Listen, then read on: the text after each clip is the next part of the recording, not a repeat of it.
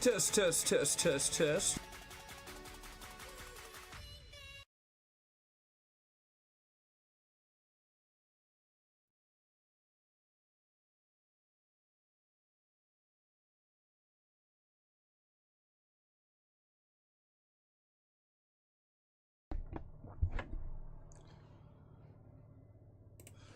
Welcome back, folks. Welcome one, welcome all. Good morning, good evening, good afternoon, good night, wherever you are. I hope you're doing good. I hope you are enjoying your day, and we are here for another daily hour read. Still working on the Trivium. We are getting it done. Get her done. Hour a day gets the stupid away. Keeps the stupid away. My ignorance, my mispronunciations, my informal education, it's showing. My dyslexia is showing. But we're still pushing through.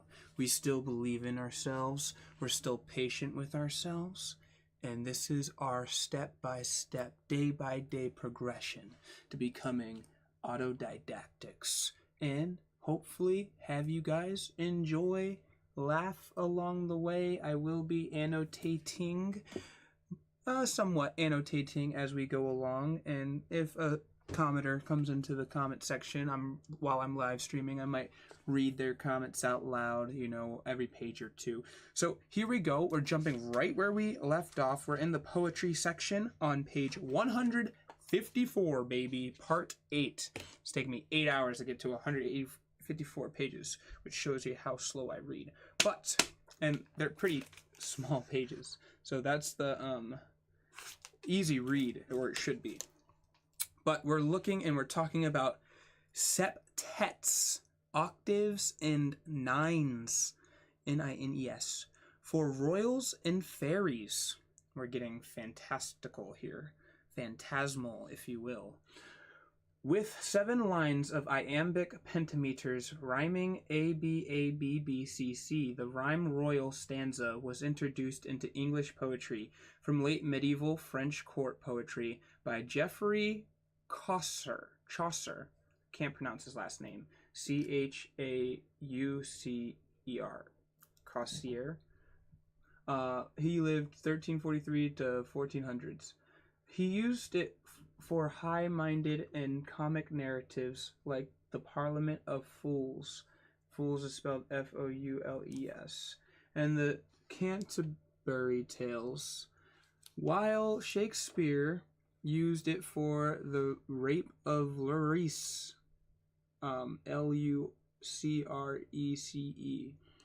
Here is verse 132 from Book 5 of Chaucer's Troilus and Cresside, and it's spelled T-R-O-I-L-U-S and C-R-I-S-E-Y-D-E. I'm going to be spelling a lot of this stuff, guys, because I really can't. I am trying my best, but we'll keep it going. Rhyme royal. 7 lines of iambic pentameter, D-dum times 5. And with that word he gan, G-A-N, to waxen, read, R-E-E-D, and in his speech, S-P-E-C-H-E, a little, spelled L-I-T-E-L, white, W-I-G-H-T, a little white, he quook, so Q-U-O-O-K. This is like 1500th or whatever century it is. I can't pronounce half this, but we're going to continue.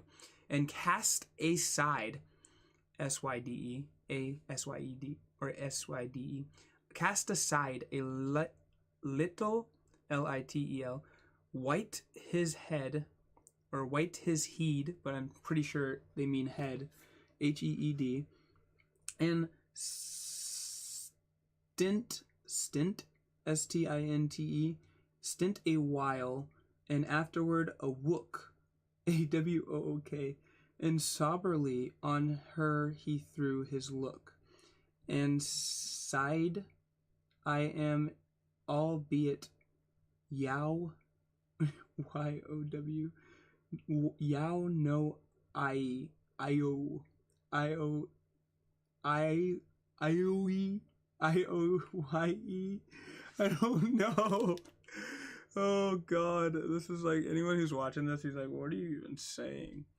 As gentleman as any white and tro. Troye. The scheme hinges on its center, like a musical scales fourth and fifth. Nothing musical about that, man. That was awful. As the BB couplet expands the opening quatrain and suggests the CC couplet, the fifth line is the pivot. It can expand, amplify, or slow down the broader rhythm of the stanza. This openness makes it well suited to shifting temporal experiences like dreams, visions, reverie, and trance. Reverie, I think is how you say it, Reverie. Milton added a foot at the end to give a 12-syllable line or Alexandrine, see page 134, with 8 lines. Octavia Rima first appeared in Italy in the poetry of Giovanni Boccaccio, Boccaccio, 1313 through 1375. Most notably in the Decameron, Deameron. It uses feminine-ended, see page 138, lines of iambic pentameters. Those are lines, I remember this, that end with the rhyme on the second to last syllable, or the third to last, one of the two. Males is the second to last, I believe.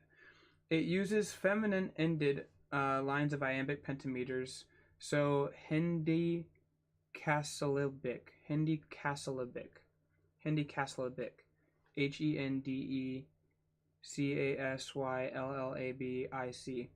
feminine-ended, and an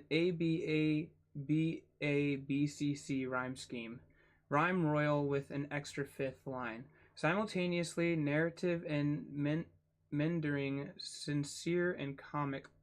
Lord Byron, 1788 through 1824, called it half-serious rhyme, and used it for his long satirical poem Don Juan. Here is a stanza from Canto, I don't know Roman numerals, XVI. 10, 15, 16, is that 16, XVI? In which Don Juan, frightened by a ghost, reflects on his existence. Octava Rima, 8 lines of iambic pentameter. Here we go. Between two worlds, life hovers like a star. Twixt night and morn upon the horizon's verge, how little do we know that which we are, how less what we might be. The eternal surge of time and tide rolls on and bears afar our bubbles as the old burst new emerge, lashed from the foam of ages, while the graves of empires heave, but like some passing weaves. That was a really cool one. The 9-line Spenserian stanza was invented by Edmund Spenser, 1553 through 1599, for the fair queen, and was revered in the 19th century by Brian Keats, Shelley, and others. The rhyming scheme is ABABBC essentially 2-chain rhymed ballad stanzas ABABBC, with a concluding C to form a couplet. The stanza is formed of 8 lines of iambic pentameters and a concluding line of iambic hexameter, a 12-syllable Alexandrine. The fairy queen, or the fairy, F-A-E-R-I-E, the fairy queen contains over 2,000 of such stanzas. Here is one of them. It is a Spenserian stanza, 8 lines of iambic pentameter plus 1 line of iambic hexameter. For well I wot thou springest from ancient race of Saxon kings that have the mighty hand, and many bloody battalies, B-A-T-T-A-L-I-es, Files. Fought in its place. Fought in place. Reared. High reared. Reard. High reared their royal throne in Britain land and vanquished them, unable to withstand. From thence a fairy thee, unwitting reft. Reft. There as thou slepst in tender swaddling band, and her base elfin brood, therefore thee left. Such men do challenging call, the changed by fairies theft. Dude, I'm so excited to be done with the poetry. It is fascinating, but to read it, it's like blah, blah, blah, blah. Like no one's probably watching this part. The sonnet, 14 lines of love. The sonnet is a 14-line closed poem in iambic pentameter, traditionally on a lyrical or personal theme, often love. Initially developed in Sicily, sonetto, a little sound song. It was popularized by Francesco Petrarca.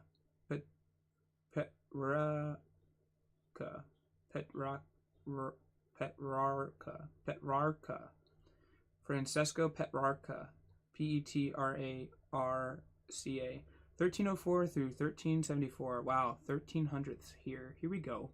Who divided the stanza 4:4:3 into an octave, split it into 2 quatrains, followed by a sestet, rhyming ABBA, ABBA, CD, with the sestet occasionally varying as CDD, or CDE. Here is Thomas Wentworth Higginson's 1823 through 1911 translation of Petrarca's Gli Occhi di Cielo Parlile. This is going to be a tough one. 1300s, here we go. Patrician Sonnet. Those eyes, 'neath which my passionate rapture rose, thy arms, hands, feet, thy beauty that erewhile, while, could my own soul for its own self beguile, and in a separate world of dreams enclose, the hair's bright tresses, TRESSES,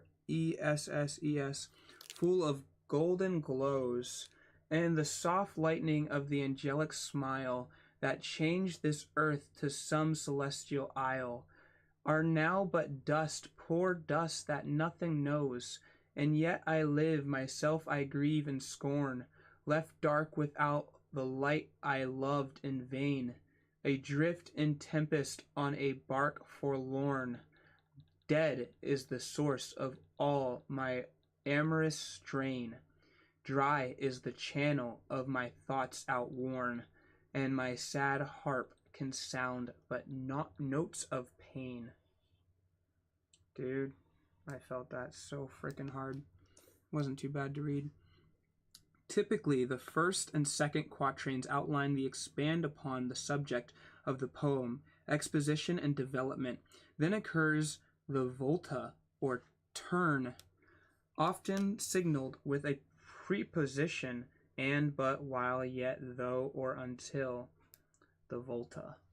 After which, the sestet opposes and resolves the subject conclusion. The Spenserian sonnet was developed by Edmund Spenser from the 9-line stanza he used for the Fairy Queen, page 155. The 14 lines are divided into 3 chain quatrains and the final couplet, rhyming ABAB, BC, CD, EE, with the volta either after the first octave or before the final couplet. The Shakespearean sonnet became popular around 1600. It is similar to the Spenserian, but easier to rhyme. Spenserian, Spenserian, but easier to rhyme as it separates the 3 quatrains ABAB, CD, E, F, E, F, G, G. The volta is again at the start of the ninth or 13th line, with the final rhyming couplet often acting as an epigrammatic solution. Epigrams to the problem developed over the 3 quatrains. Here is a Shakespeare sonnet. 18. Shakespeare sonnet, 14 lines of iambic pentameters. Here we go. Shall I compare thee to a summer's day? Thou art more lovely and more temperate. Rough winds do shake the darling buds of May, and summer's lease hath all too short a date. Sometime too hot the eye of heaven shines, and often is his gold complexion dimmed. And every fair from fair sometime declines, and every fair from fair sometime declines, by chance or nature's changing course untermed. But thy eternal summer shall not fade, nor lose possession of that fair thou OW'st, comma, nor shall death brag thou wanderest in his shade, when in eternal lines to time thou growest. So long as men can breathe or eyes can see, so long lives this, and this grieves life to thee. Some sonnet variations do not follow the rhyming schemes listed above. A famous example is Ozymandias by Percy Shelley, 1792 through 1822, which rhymes ABAB, ACDC, EDEFEF, an interesting fusion of the 2 classical forms. John Milton's When I Consider How My Light Is Spent is another example. Vanelli, 19 lines. The dreamy rustic Vanelli is a closed form, 19 lines of iambic pentameter, with 5 3-line stanzas and a final quatrain. Vanelli, 19 lines of iambic pentameter. The Walking by T. Rothke, T. Rothke, Roethke, 1908 through 1963. Here we go. I wake to sleep and take my waking slow. I feel my fate in what I cannot fear. I learn by going where I have to go. We think by feeling what is there to know. I hear my being dance from ear to ear. I wake to sleep and take my waking slow. Of those so close beside me, which are you? God bless the ground, Ground. I shall walk softly there, and learn by going where I have to go. Light takes thee, tree, but who can tell us how? The lowly worm climbs up a winding stair.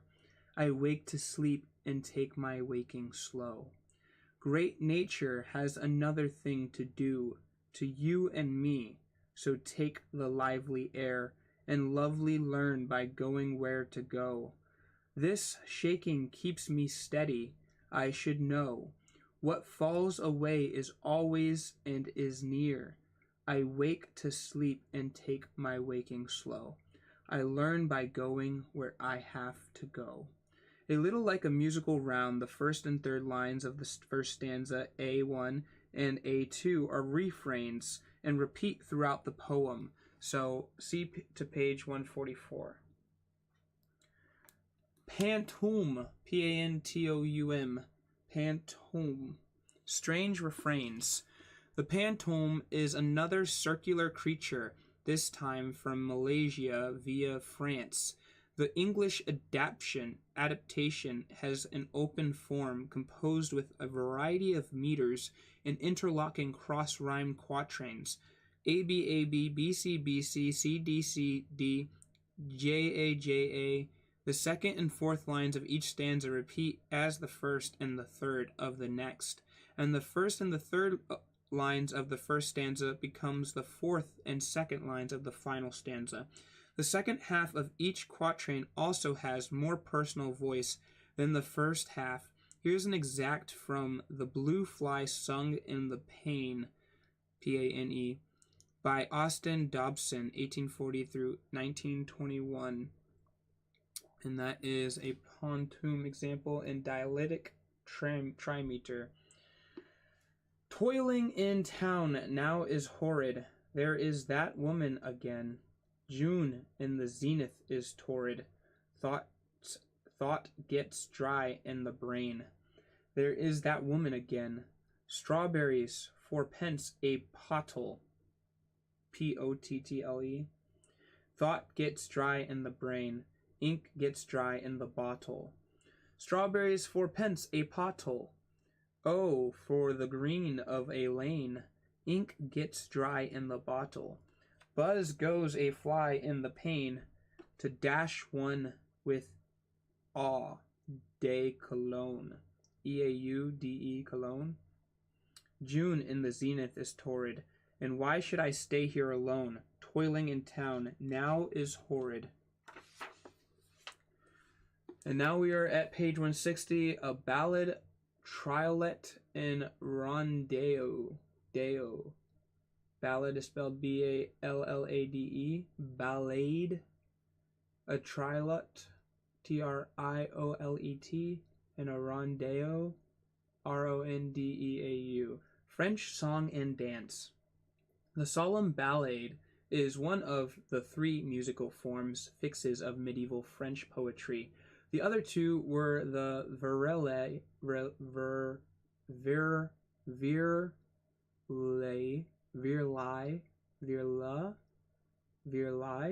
V-I-R-E-L-A-I, and the rondeo.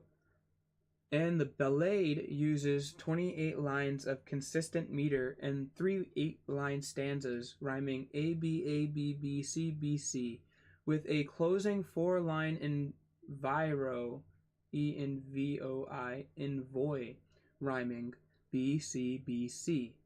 The last line of the first stanza becomes a refrain, repeated as the last line of all other stanzas, including the envoy, E-N-V-O-I.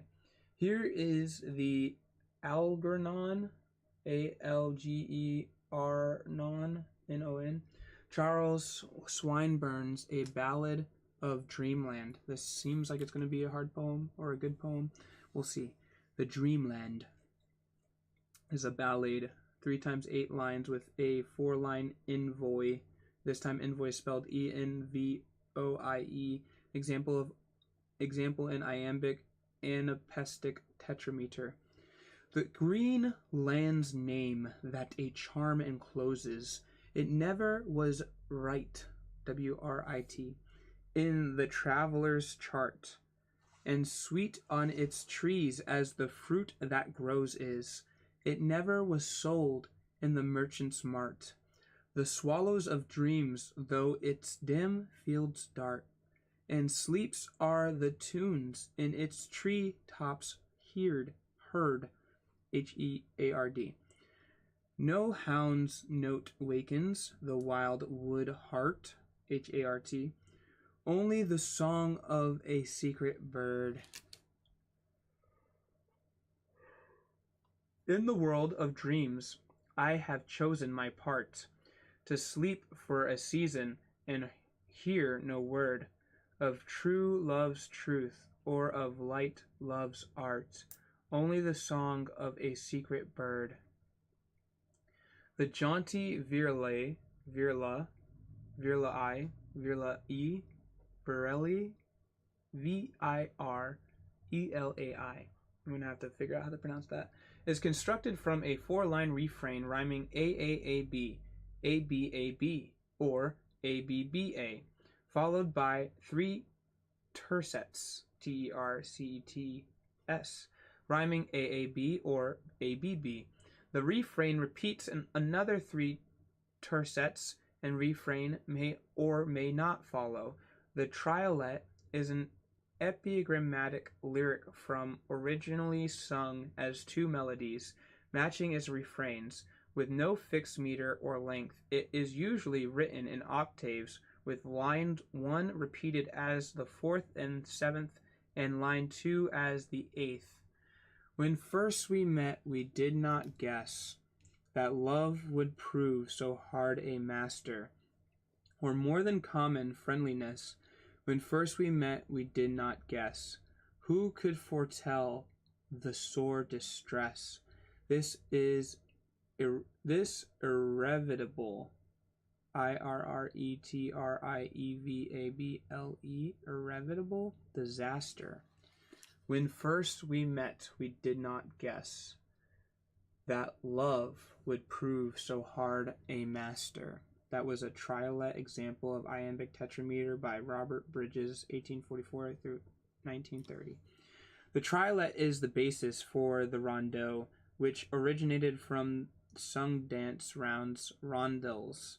The 12th and 15 line variations are the most common cut the second line of each stanza from Don Marquis, 1878 through 1937. 15-line example below to convert it to the 12-line form. Rondeo example in iambic tetrameter d-dum times 4.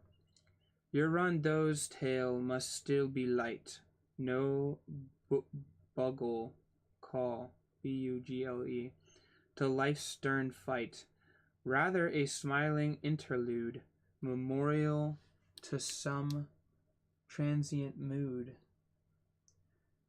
of idle love and gala night. Gala, gala night. Wonder what that meant. Its manner is the merest slight. O hand, yet therein dwells its might.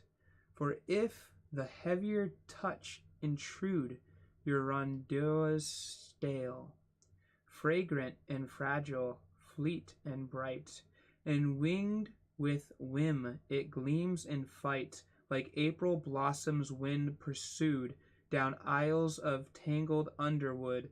Nor be too serious when you write your rondeau's tale. Sestina, lyrical symmetry. The sestina is a closed form built on repetition, mostly unrhymed. It uses any meter for its six line, spelled six, and then the number 6 line stanza, and finally 3-line closing envoi, envoi. Each stanza juggles the n words in the next by a pattern 1 2 2 4 3 6 4 5 5 3 6 1. Here is an extract from Sestina by Elizabeth Bishop, 1911 through 1979.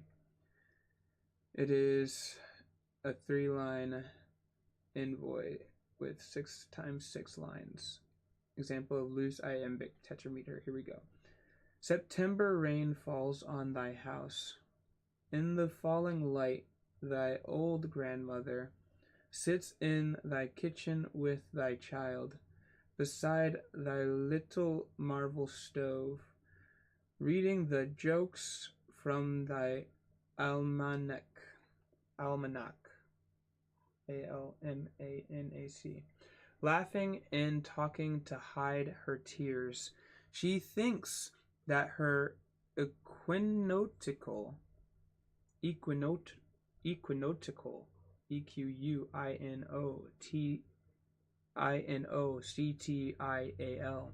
tears, and the rain that beats on the roof of the house were both foretold by the almanac, but only known to a grandmother. The iron kettle sings on the stove. She cuts some bread and says to the child, "Time to plant tears," says the almanac. The grandmother sings to the marvelous stove, and the child draws another inscrutable house. After 6 stanzas, all end words have rotated through all positions, and the final envoi reuses them in 3 lines in the order 6 5 2 4-3-1. The sestina, Sestina, was developed by Arnold Daniel, 1180 through 1200th century. That's crazy. One of the troubadours, a southern European group of lyrical poets who sung their poetry over simple monophonic music, shaping the poetic experience. Canzone. Heads and tails. Canzone is C-A-N-Z-O-N-E. Easy to pronounce, I hope. Canzone, song, is the term for various Italian forms derived from medieval Provenical poetry. Provenical. P-R-O-V-E-N-C-A-L. Stanzas contain between 8 and 20 lines of feminine-ended iambic pentameter or trimeter, with all stanzas in any one canzone identical. Each stanza is divided into a fronte, F-R-O-N-T-E, which means head, made of two matching pedi, P-I-E-D-I, which means feet, and sirma, S-I-R-M-A, which means tail. Sometimes divided into two volti, V-O-L-T-E. Canzones generally contain between 3 and 7 stanzas. The opening stanza introduces a lyrical theme. The following stanzas elaborate on it, and the final stanza, sometimes just a sirma, concludes. The last line of a stanza often rhymes with the first line of the next. In this translation of The Gentle Heart by Guido Genicelli, who lived 1225 through 1276, Dante Garbelli Rossetti, 1828 through 1882, shortens the 7 and 11 syllable Italian lines to 6 and 10 syllables to better suit English. Canzone, iambic pentameter, trimeter. Here we go. The fire of love comes to the gentle heart, like as its virtue to precious stone, to which no star its influence can impart, till it is made a pure thing by the sun. For when the sun hath smit from out its essence that which there was vile, the star endoweth it, and so the heart created by God's breath pure, true and clean from guile, a woman like a star and Enamoureth, E-N-A-M-O-U-R-E-T-H. The full poem has 6 stanzas, each the same length and structure. Many other canzones open with a pair of quatrains, much like sonnets. The Sapphic Ode, Love and Devotion. The Greek poetess Sappho, P-O-E-T-E-S-S, Sappho, S-A-P-P-H-O, lived 620 through 570 B.C. Holy smokes, we're getting old. Wrote and sang oracular lyric poetry, often in 3-line stanzas of mixed meter, trochee,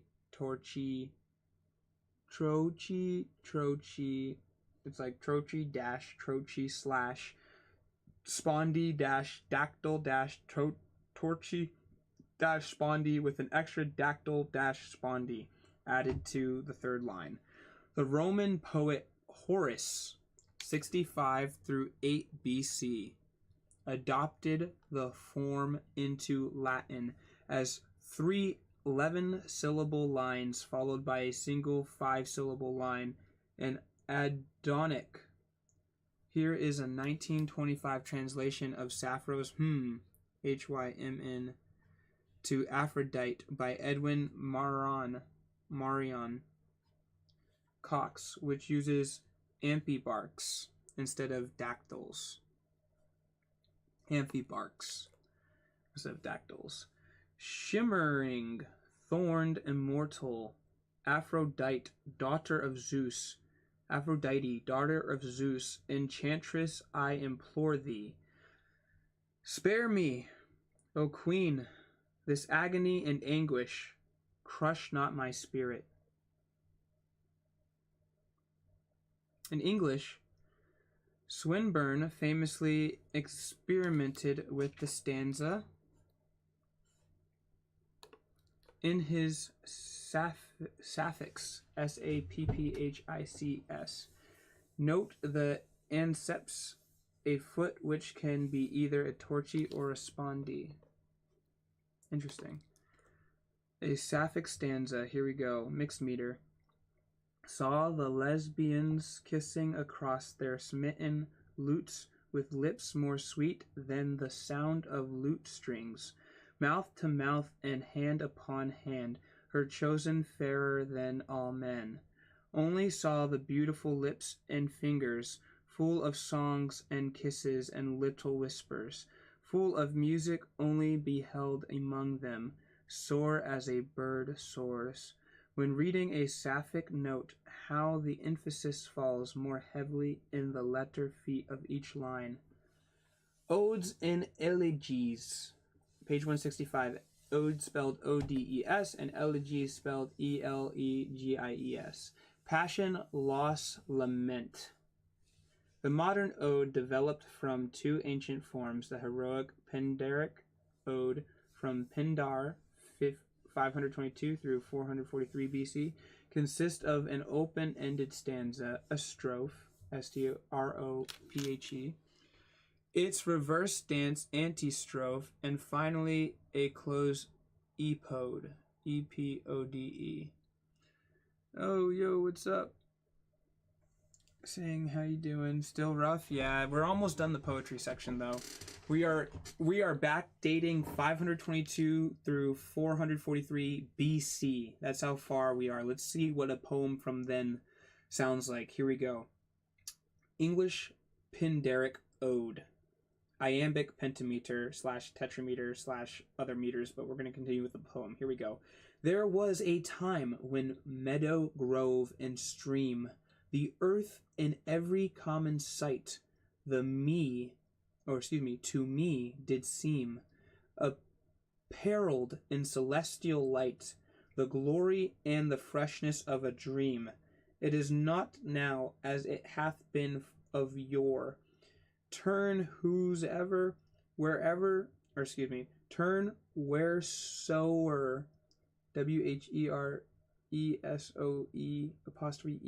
wheresoever I may, by night or day, the things which I have seen I now can see no more. That wasn't actually too bad. This is going to be a series at this point. Yeah, it is a series. Pretty much. The more intimate Horatean ode derives from Sappho via Horace, and is a form of long/short line quatrain. Andrew Marvell, 1621 through 78, shortened the first two lines of tetrameter for his ode upon Cromwell's return from Ireland. English Horton Ode. He nothing common did or mean upon that memorable scene, but with his keener eye the axe edge did try. Excuse me. Classical elegies were written in elegiac couplets, alternate lines of dactylic hexameter, sometimes divided into halves or thirds and pentameters. Celtic verse, the blacksmith's anvil. Irish verse in the oldest form of vernacular poetry in Europe, with the earliest written examples dating from the 6th and 7th century, learned Filda, F-I-L-I-D-H, Sears, S-E-E-R-S, composed oral verse in Gaelic alongside ecclesiastical poets, writing in Latin, sharing meters and forms. As with Anglo-Saxon verse opposite, every line contains alliteration, with the alliterative syllables falling on stresses. Here is the 19th century poem, The Blackbird Calling from the Willow. Early Irish poem, catalectic, trochaic tetrameter. This is going to be a tough one, folks. Int, N-E-N, Garies, G-A-I-R-E-S. Asin, T-Sail, A-S-I-N-T-S-A-I-L. Alain, A-L-A-I-N-N. Gilbin, G-U-I-L-B-N-E-N. Asglan, Gair, G-A-I-R. Rin, Bin, Bide, Fur, B-U-I-D-E-F-I-R. Doob, Druin, D-U-I-B-D-R-U-I-N. Cascor, Kurther, Guth, G-U-T-H. Ind, I-N-D. Lewin, L-U-I-N. What am I reading? Latin? And the translation is, the bird doth from the willow speak, lovely clear-toned little beak, yellow bill of sleek black boy, bright the song of blackbird's voice. From the 6th to the 12th centuries, compositions often alternated sections of verse with prose, P-R-O-S-E, prosimetrum, P-R-O-S-I-M-E-T-R-U-M, as in Bile Shubin, Sweeney's Frenzy, the story of a king who, cursed to madness by a saint, turns into a bird. In the classical bardic period, 1200 through 1600, the traditional poetic forms were standardized, in particular the danderic, which are composed in quatrains built from leading and longer closing trochaic couplets. Later Irish poets captured some of these from forms in English. Here are hemistichs from John Philpot Curran's 1750 through 1817.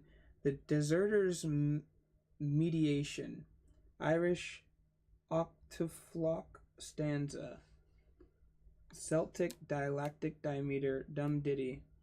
But as in Walling there's not a veiling, and death unfailing will strike the blow, then for that reason and for a season let us marry before we go.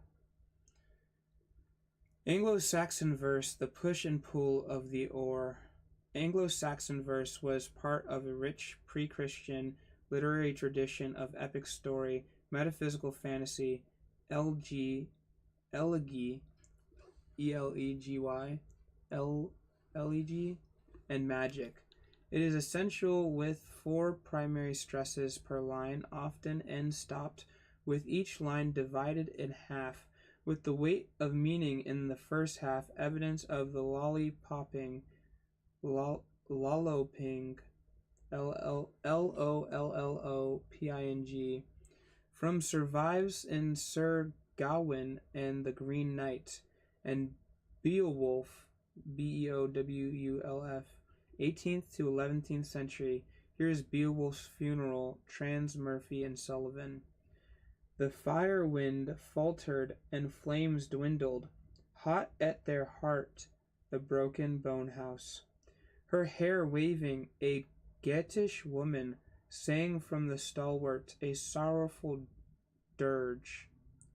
Both consonants and vowels are alliterated on at least 2, thou typically 3, of the 4 stresses, syllables, fire, faltered, flames, a figurative device or trope, widely used in Anglo-Saxon, Old German, and Norse verse, is keening from kina, know, feel, show.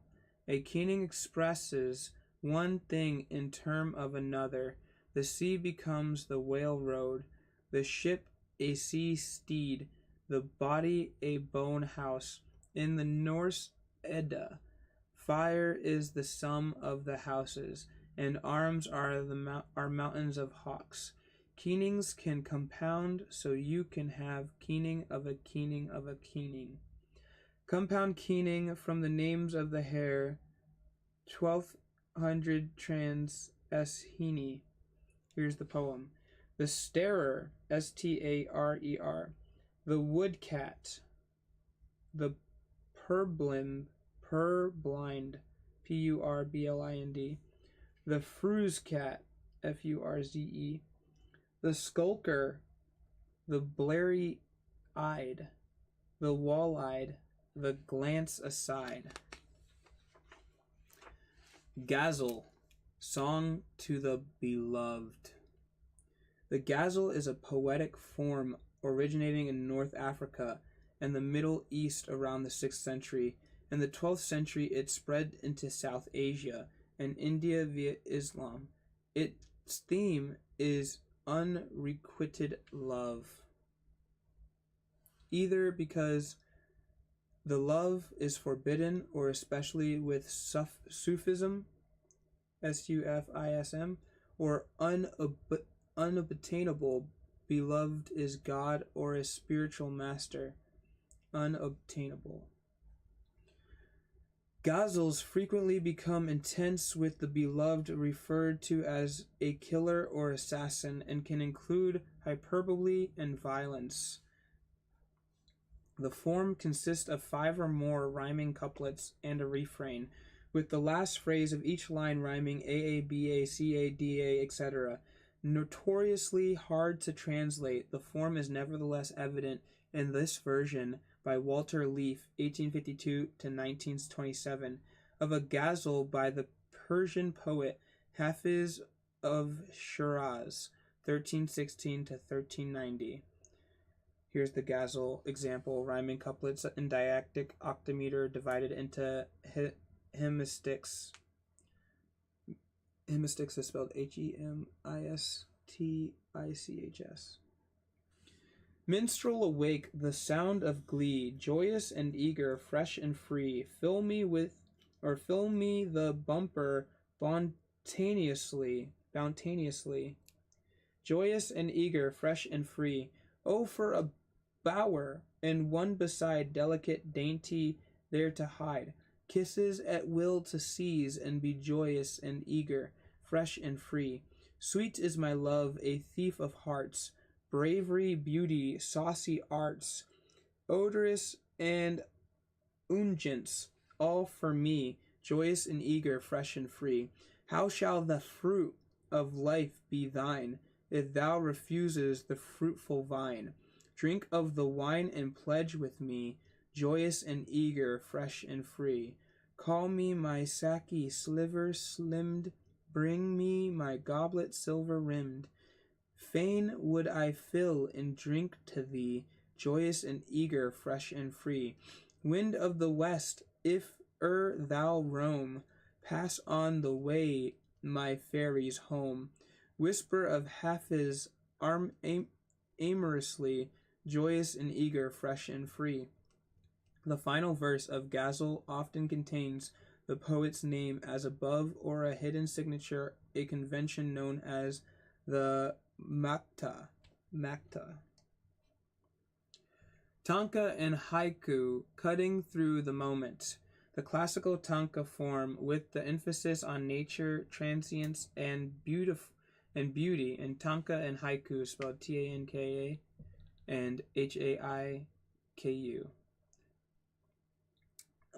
And beauty dominated Japanese poetry, or waka, Waka.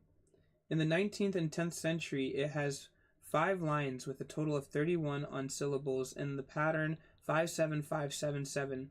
From the 10th to 17th century, the form became collaborative as renga. A renga stanza splits the tanka into 3 opening lines, a hoku, plus 2 contrasting lines written by someone else as shown in the verse below. Right, taken from a longer haikai, Haikai no Renga, by Master Sogi and his disciples. Tanka on the left, Renga on the right. Let's read the tanka first. Though I go to you ceaselessly along dream paths, the sum of those triest is less than a single glimpse granted in the waking world, and the Renga.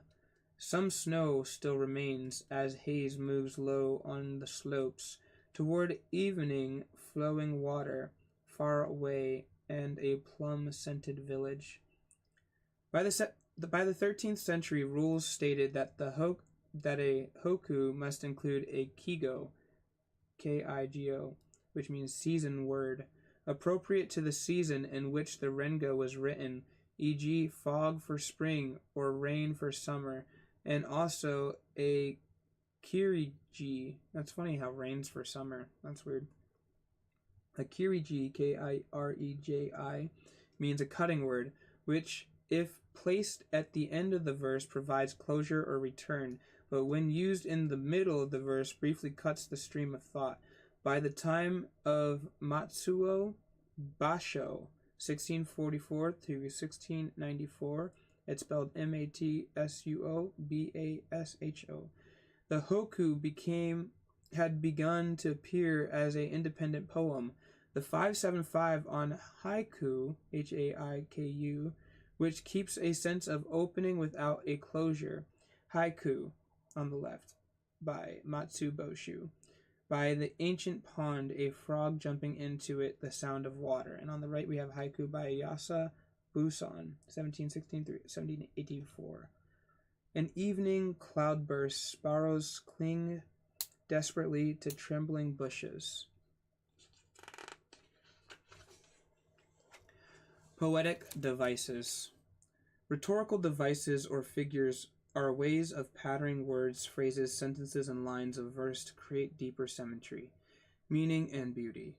Studied by orators as persuasive aids, they are also widely used by poets to enhance the vitality of their verses.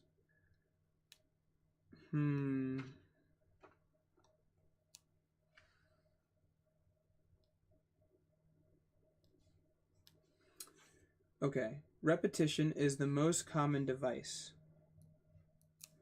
where whether a refrain, rhyme, or rhythm as repeated consonants, an alliteration and consonants, feet and blank slash think, or 5/feet and blank slash think, or assonance and vowels, blank black slash hat.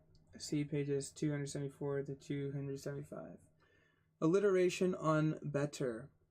Betty Botter bought some butter, but she said the butter's bitter. If I put it in my batter, it will make my batter bitter. Other common repetitions include anaphora, where several lines begin the same way, and polyptoton, polyptoton, polyptoton, where a word is used in more than one way, e.g., please, please me. In chaismus, from the Greek letter X, chi, sounds, words, phrases, and grammar are repeated in reverse order. The wave of the particle, I mean what I say. Swift as an arrow flying is the particle. Oh, I'm reading it wrong. The wave of the particle is the particle of the wave. I mean what I say, and I say what I mean. Swift as an arrow flying, fleeing like a hare afraid. The first two examples reverse nouns and verbs, respectively, and exhibit antimetabole, antimetabole,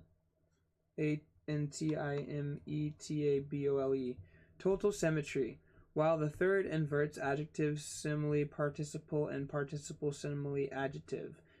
Entire verses of the King James Bible, Sir Gawain and the Green Knight, and Homer's Odyssey and Iliad are structured in this way, giving them a feeling of necessary balance. Another family of figurative devices uses repetition to compare one thing to another, using color, imagery, and sensory clues to invoke memories and similes, as or like, and metaphor to draw parallels. metaphor from As You Like It by William Shakespeare. All the world's a stage, and all the men and women merely players. Words sometimes sound like the things they describe, a device known as onomatopoeia. Similarly, portmanteau, portmanteau, mixes two words into one new word. Onomatopoeia and portmanteau. This is from Jabberwocky by Lewis Carroll, 1872. 'Twas Brelig and the slithery toes did gyre and gimble in the wabe. All mimsy were the borogos, and the mome, M-O-M-E, wraths out grabe. Poets often extend comparisons via the human personification of animals. That poem was so brutal to read, dude. Page 171. Objects or ideas, e.g. the wind whispered. Sometimes these personifications may even be addressed directly, as in apostrophe, e.g. O moon. Apostrophe from Holy Sonnet 10 by John Donne, 1572 to 1631. Death be not proud, though some have called thee mighty a dreadful, for thou art not so. Occasionally, the best way to draw a comparison is by contrast, which in its most binary form takes the form not X. In antithesis or juxtaposition, opposing situations are overlapped for effect. Antithesis, Eternity by William Blake, 1757 to 1827. He who blinds to himself a joy does the winged life destroy. He who kisses the joy as it flees lives in eternity's sunrise. Poetic devices are the secret tools which poets use to enchant their audiences, but every poem still needs an atmosphere, mood, and symbolic narrative, and at the core of every poem is the poet, with their unique creative artistic voice. I hope these pages help you find yours. Thank God. We are moving on to book 4. Logic, baby. Book 4. Logic. We've made it. Poetry is done. I am exhausted, getting a little sick to my stomach, but for other reasons. It's been a hard month, guys. It really has.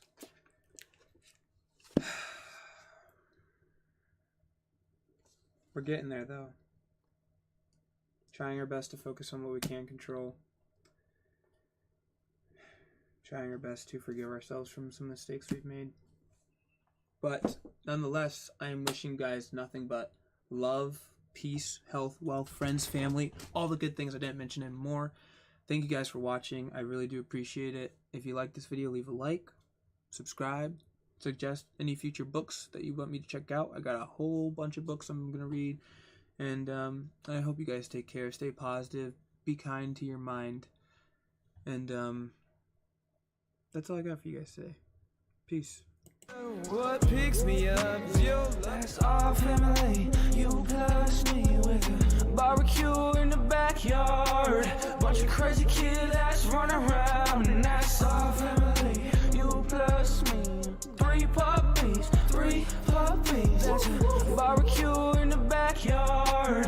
I'm a cowboy, living like a rock star. Girl, come sit by the campfire. A moment with you is what I desire.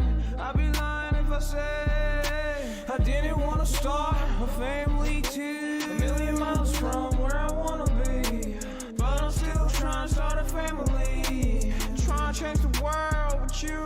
The truth is, I wish I was a better man. Wish I never heard again. Wanna be a cowboy free. Barbecue in the backyard. Bunch of crazy kids that's running around. I'm a cowboy living like a rock star.